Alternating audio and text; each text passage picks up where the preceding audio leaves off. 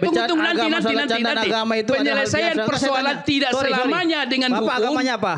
Bukan soal, jangan tanya itu. Bukan, Nanti kita empat mata. Nanti kita empat mata bicara. Ya, nanti empat mata bicara. Bahwasannya canda nanti empat mata bicara. Jangan, Anda jangan masuk ke ranah orang. Bukan, saya tidak masuk. Jangan masuk ke ranah saya orang, tidak Pak. masuk. Ya? Saya Jadi tidak kalau Anda berbicara saya tidak sebut nama agama tertentu. Komunikasi. Saya tidak sebut nama agama tertentu. Saya bilang jangan jadikan agama saya sebagai tidak sebut candaan. nama agama Itu harga mati. Itu yang pertama. Baru kemudian saya kira Panji apakah mensandingkan antara agama dengan kata ucapan di luar, katakanlah bukan agama atau yang tidak baik, tergantung konteks kalimatnya. Kita orang komunikasi, kalau memang itu bisa kontradiktif, jadi pensandingan tidak selamanya negatif. Bisa juga itu sebagai analogi menjelaskan. Yang kedua, apakah dalam suatu khotbah atau apapun agamanya tidak boleh bercanda? Saya seringkali mendengar di TikTok, agama manapun, semua agama ada, menjelaskan tentang keagamaannya atau katakanlah ibadah dan lain-lain, sering dibawa ke canda. Enggak, tapi kalau di Islam beda, ada ayat artinya ada. Tidak boleh mengolok-olok. Bukan mengolok-olok. Ada itu sesat, itu pikiran sesat itu. Sebentar. Bukan ada agama buat candaan, Pak. Bukan mengolok-olok. Tetapi acap kali setelah dia melakukan, kita tertawa untuk memasukkan pesan lebih persuasi. Jadi harus kita lihat konteks kalimatnya. Gitu. Jadi, ya. Konteks. Sebentar, selesai dulu saya. Baru kemudian adalah saya berpendapat bahwa mengenai kembali kepada Panji. Kalau menurut saya ini adalah fakta fenomena bahwa tidak tersalur kritik-kritik dari masyarakat sehingga bisa disampaikan melalui katakanlah stand up comedy, gitu ya, bisa dengan mural dan lain-lain. Ini indikasi bahwa pemerintah kita tidak menampung aspirasi sehingga disampaikanlah berbagai model yang disampaikan. Karena itu tersumbat, ibarat itu bisul. Jadi oleh karena tidak itu menampung aspirasi dari mana, Pak? Tunggu dulu. Bukan, Anda tadi menyimpulkan selesaikan dulu. Kalau Anda potong maka konteksnya akan beda. Anda jangan mengirim opini seolah-olah pemerintah tidak menampung aspirasi seluruh rakyat. Nanti Anda kritik. Nggak, kita dialog aja. Jadi artinya bahwa sebentar. Nanti Anda kritik. Artinya bahwa kalau tersalur aspirasi itu semua, maka bisa saja stand up comedy sesuatu yang bercanda tetapi keberhasilan pemerintah. Bukankah misalnya berbagai fakta ada kekurangan nggak? Ada itu. Mau saya buktikan salah satu diantaranya gitu ya. Bahwa dulu kita katakan tidak perlu bantuan untuk bencana Sumatera. Terakhir boleh, kan begitu. Baru kemudian gas 3 kg tidak boleh dijual oleh pengecer, ternyata jadi bisa. Kasus yang ada di Aceh, perbedaan dengan Sumatera Utara daerah. Ini berbagai hal memang. Artinya bukan saya katakan bahwa pemerintah tidak ada ini contoh saja. Artinya ada keberhasilan pemerintah iya. Oleh karena itu maka ruang publik ada ruang publik tidak putar-putar ini. Jelas ini. Ruang publik adalah ruang pertarungan. Oleh karena itu, ketika komika mengatakan kritiknya, pemerintah bikin dong komika lagi tentang keberhasilan. Menarik. Gitu loh. Jadi tidak serta-merta langsung lapor. Karena saya harus katakan bahwa penyelesaian persoalan penyelesaian persoalan tidak selamanya dengan hukum. Bapak agamanya apa? Bukan soal, jangan tanya itu. Nanti kita empat mata bicara. Nanti empat mata bicara.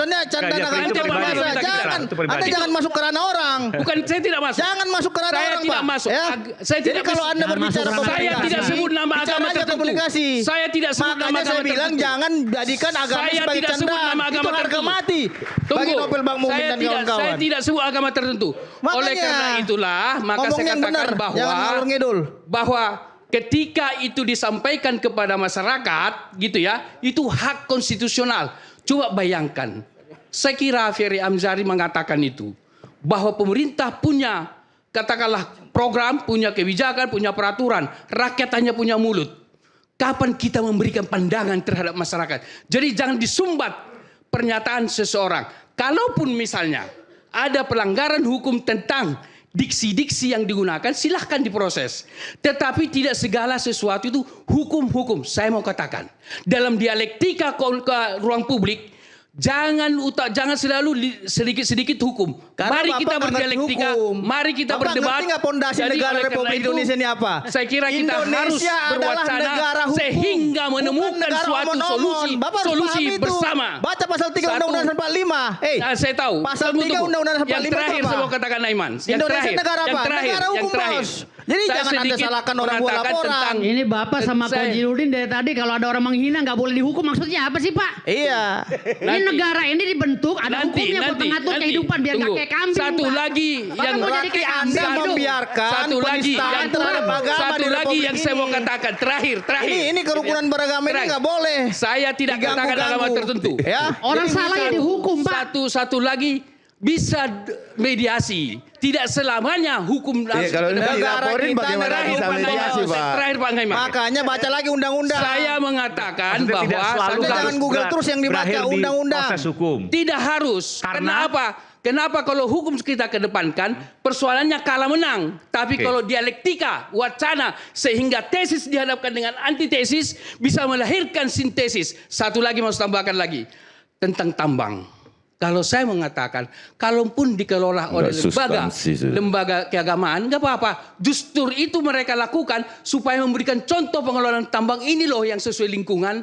Sehingga pengelola tambang lain menjadi belajar dari situ. Menjadi role model kalau itu dilakukan dengan baik. Terima kasih. Oke, baik. Ya, Bung Eman, Oke, silakan. saya setuju yang terakhir bahwa kemudian dikembalikan kepada ormas. Ormas adalah perwakilan juga dari masyarakat yang menyatu menjadi ormas dan punya organisasi ini kan mewakili. Tadi menarik. Enggak Masyarakat. semuanya harus berujung pada proses hukum. Oke, kita kembali. Iya, boleh. Ya, Aman. sebentar. Jadi kita kembali gini. Kita harus mencontoh Presiden Habibie. Bagaimana dulu Presiden Habibie ini, karena orang yang tidak pernah meninggalkan sholat dengan bolong-bolong itu beda. Beda Bung Aiman. Kalau dia adalah orang yang tidak pernah meninggalkan sholat, sudah pasti dia tidak bolong-bolong. Orang yang bolong-bolong sholatnya belum tentu juga bukan orang yang baik kan. Nah kita lihat gini, mantan presiden kita B.J. Habibie almarhum. Beliau orang yang tidak pernah meninggalkan sholat. Bahkan sholat sunnahnya itu luar biasa sekali, bisa kita baca di bukunya. Terus yang kedua adalah, jangan memilih pemimpin yang lihat dari sholatnya. Habibie, apakah dia orang tidak baik? Iya kan? Ini kita harus belajar gitu loh dari founding father. Terus kemudian Bung Karno juga. Bung Karno di mana aja dia sholat gitu loh. Jadi kita jangan apa ya, skeptis terhadap sesuatu membawa umat Islam merasa tersakiti. Ini konsepnya di situ, Bung Aiman. Kita tidak berbicara bahwa kemudian ditambah lagi, saya garis bawahi, Bung Panji itu ngomong pada saat turbulensi. Bagaimana bisa pekerjaan dihubungkan dengan sholat? Cilaka, Pak.